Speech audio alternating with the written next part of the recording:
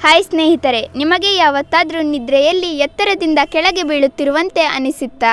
ಆ ಕ್ಷಣಕ್ಕೆ ಹಠಾತ್ ಎಚ್ಚರವಾಗಿ ಹೃದಯ ಜೋರಾಗಿ ಬಡಿದಿದೆಯಾ? ಆದರೆ ಈ ಅನುಭವದ ಹಿಂದೆ ಇರುವ ನಿಜವಾದ ಕಾರಣವನ್ನು ವಿಜ್ಞಾನ ಈಗ ಹೇಳುತ್ತಿದೆ. ಮತ್ತೆ ಕೊನೆಯಲ್ಲಿ ಹೇಳುವ ಒಂದು ವಿಷಯ ಬಹಳ ಜನರಿಗೆ ಇಂದಿಗೂ ಗೊತ್ತಿಲ್ಲ. ಆದ್ದರಿಂದ ಈ ವಿಡಿಯೋವನ್ನು ಕೊನೆವರೆಗೂ ತಪ್ಪದೇ ನೋಡಿ.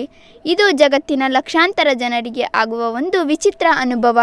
ಕೆಲವರು ಇದನ್ನು ಕೆಟ್ಟ ಸೂಚನೆ ಅಂತ ಭಾವಿಸ್ತಾರೆ, ಇನ್ನು ಕೆಲವರು ಇದನ್ನು ಆತ್ಮಕ್ಕೆ ಸಂಬಂಧಿಸಿದ ವಿಷಯ ಅಂತ ಹೇಳ್ತಾರೆ. ಆದರೆ ನಿಜವಾಗಿ ಈ ಅನುಭವ ಯಾಕೆ ಆಗುತ್ತದೆ ಗೊತ್ತಾ? ಒಮ್ಮೆ ಯೋಚಿಸಿ ನೋಡಿ. ನೀವು ಚೆನ್ನಾಗಿ ನಿದ್ರೆ ಮಾಡುತ್ತಿದ್ದೀರಾ. ಹಠಾತ್ ಕನಸಿನಲ್ಲಿ ನೀವು ಕಟ್ಟಡದಿಂದ ಅಥವಾ ಗುಡ್ಡದಿಂದ ಮೆಟ್ಟಿಲಿನಿಂದ ಕೆಳಗೆ ಬೀಳುತ್ತಿರುವಂತೆ ಕಾಣುತ್ತದೆ. ಆ ಕ್ಷಣಕ್ಕೆ ದೇಹ ಜರ್ಕ್ ಆಗಿ ನಿದ್ರೆ ಕಳಚಿ ಹೋಗುತ್ತದೆ. ಆ ಸಮಯದಲ್ಲಿ ಕೆಲವರಿಗೆ ತುಂಬ ಭಯವಾಗುತ್ತದೆ. ಆದರೆ ಆಶ್ಚರ್ಯದ ವಿಷಯ ಏನು ಗೊತ್ತಾ? ಇದಕ್ಕೆ ವಿಜ್ಞಾನದಲ್ಲಿ ಒಂದು ಹೆಸರು ಕೂಡ ಇದೆ. ಅದನ್ನು ಹಿಪ್ನಿಕ್ ಜರ್ಕ್ ಅಂತ ಕರೀತಾರೆ. ಅಂದರೆ ನಮ್ಮ ದೇಹ ನಿದ್ರೆಗೆ ಹೋಗುತ್ತಿರುವ ಸಮಯದಲ್ಲಿ ಮೆದುಳು ಮತ್ತು ದೇಹದ ನಡುವೆ ಒಂದು ಕ್ಷಣ ಗೊಂದಲ ಉಂಟಾಗುತ್ತದೆ. ನಮ್ಮ ದೇಹ ನಿಧಾನವಾಗಿ ರಿಲ್ಯಾಕ್ಸ್ ಆಗಲು ಶುರುವಾಗುತ್ತದೆ. ಉಸಿರಾಟ ನಿಧಾನವಾಗುತ್ತದೆ. ಕೈಕಾಲುಗಳು ಸಡಿಲವಾಗುತ್ತವೆ. ಆದರೆ ಕೆಲವೊಮ್ಮೆ ಮೆದುಳು ಇದನ್ನು ತಪ್ಪಾಗಿ ಅರ್ಥ ಮಾಡಿಕೊಳ್ಳುತ್ತದೆ. ದೇಹ ಏನೋ ಕೆಳಗೆ ಬೀಳುತ್ತಿದೆ ಅಂತ ಸಿಗ್ನಲ್ ಕೊಡುತ್ತದೆ. ಆ ಕ್ಷಣಕ್ಕೆ ದೇಹ ತಕ್ಷಣ ಜರ್ಕ್ ಆಗುತ್ತದೆ.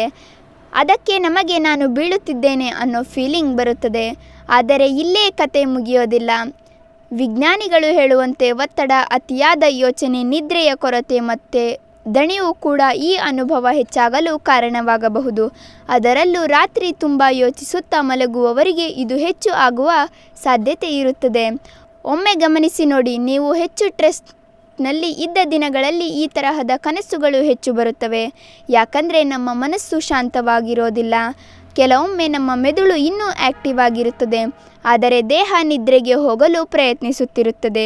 ಈ ಗೊಂದಲದ ಸಮಯದಲ್ಲೇ ಈ ವಿಚಿತ್ರ ಅನುಭವ ಆಗುತ್ತದೆ. ಆದರೆ ಹಲವರು ಇದನ್ನು ತುಂಬ ರಹಸ್ಯವಾಗಿ ನೋಡುತ್ತಾರೆ. ಕೆಲವರು ಹೇಳ್ತಾರೆ ಆ ಸಮಯದಲ್ಲಿ ಆತ್ಮ ದೇಹದಿಂದ ಹೊರಬರುತ್ತಿರುತ್ತದೆ ಅಂತ. ಇನ್ನು ಕೆಲವರು ಇದನ್ನು ಭವಿಷ್ಯ ಸೂಚನೆ ಅಂತ ನಂಬ್ತಾರೆ. ಆದರೆ ಇದಕ್ಕೆ ಯಾವುದೇ ಸ್ಪಷ್ಟ ಸಾಕ್ಷಿ ಇಲ್ಲ. ಆದರೂ ಈ ಅನುಭವ ಆಗುವ ಕ್ಷಣದಲ್ಲಿ ಬಹಳ ಜನರಿಗೆ ಒಂದು ವಿಚಿತ್ರ ಭಯ ಆಗುತ್ತದೆ. ಯಾಕಂದರೆ ಅದು ತುಂಬ ನಿಜವಾಗಿರುವಂತೆ ಫೀಲ್ ಆಗುತ್ತದೆ. ಒಂದು ಕ್ಷಣಕ್ಕೆ ನಿಜವಾಗಿಯೇ ಕೆಳಗೆ ಬೀಳುತ್ತಿದ್ದೇವೆ ಅನ್ನಿಸುತ್ತದೆ. ಅದಕ್ಕೆ ಹಲವರು ಎಚ್ಚರವಾದ ನಂತರ ಕೂಡ ಕೆಲವು ಸೆಕೆಂಡ್ಗಳ ಕಾಲ ಶಾಂತವಾಗಿರಲು ಆಗೋದಿಲ್ಲ. ಆದರೆ ಇಲ್ಲಿ ಕೊನೆಯಲ್ಲಿ ಒಂದು ಮುಖ್ಯ ವಿಷಯ ಇದೆ. ಈ ಅನುಭವ ಅಪಾಯಕಾರಿ ಅಲ್ಲ ಅಂತ ವೈದ್ಯರು ಹೇಳುತ್ತಾರೆ. ಇದು ಸಾಮಾನ್ಯವಾಗಿ ತುಂಬ ಜನರಿಗೆ ಆಗುವ ಸಹಜ ಅನುಭವ. ಆದರೆ ತುಂಬ ಹೆಚ್ಚಾಗಿ ಆಗುತ್ತಿದ್ದರೆ ನಿದ್ರೆಯ ಸಮಯ ಸರಿಪಡಿಸಿಕೊಳ್ಳಬೇಕು. ಅತಿಯಾದ ಮೊಬೈಲ್ ಯೂಸ್ ಕಡಿಮೆ ಮಾಡಬೇಕು. ಮಲಗುವ ಮೊದಲು ಹೆಚ್ಚು ಯೋಚನೆ ಮಾಡದೆ ಮನಸ್ಸನ್ನು ಶಾಂತವಾಗಿಡಬೇಕು. ಯಾಕಂದರೆ ನಮ್ಮ ಮನಸ್ಸು ಶಾಂತವಾಗಿದ್ದರೆ ನಿದ್ರೆ ಕೂಡ ಉತ್ತಮವಾಗಿರುತ್ತದೆ.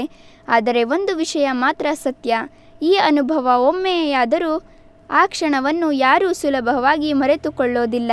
ಹಾಗಾದರೆ ನಿಮಗೂ ಯಾವತ್ತಾದರೂ ನಿದ್ರೆಯಲ್ಲಿ ಕೆಳಗೆ ಬೀಳುತ್ತಿರುವಂತೆ ಅನುಭವ ಆಗಿದೆಯಾ? ಆ ಸಮಯದಲ್ಲಿ ನಿಮಗೆ ಹೇಗನ್ನಿಸ್ತು ಅಂತ ಕಮೆಂಟ್ ಮಾಡಿ. ಹಾಗೆ ಇನ್ನಷ್ಟು ವಿಡಿಯೋಗಳಿಗಾಗಿ ನಮ್ಮ ಚಾನಲನ್ನು ಈಗಲೇ ಸಬ್ಸ್ಕ್ರೈಬ್ ಮಾಡಿ.